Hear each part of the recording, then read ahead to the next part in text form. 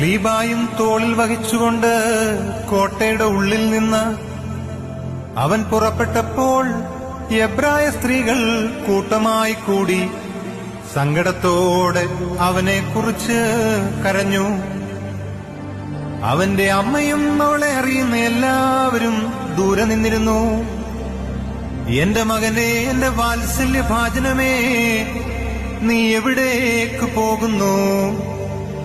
ഇവർ നിന്നെ എങ്ങോട്ട് കൂട്ടിക്കൊണ്ടുപോകുന്നു? ദുഷ്ടജനത്തിന്റെ കയ്യിൽ എന്തിനു നീ സ്വയം ഏൽപ്പിച്ചു കൊടുത്തു? എന്റെ മകനെ, എനിക്ക് കഷ്ടം.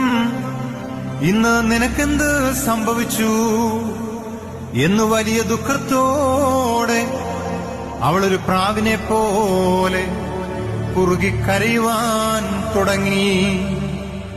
ഞങ്ങൾക്ക് വേണ്ടിയുണ്ടായ നിന്റെ പീഡാനുഭവം ഞങ്ങളെ പ്രതിയുള്ള നിന്റെ താഴ്മയും വാഴ്ത്തപ്പെട്ടവയും ആകുന്നു. ഞങ്ങൾക്ക് വേണ്ടി കുരിശുമരം ചുമന്നവനെ, ഞങ്ങളോട് കരുണ ചെയ്യണമേ.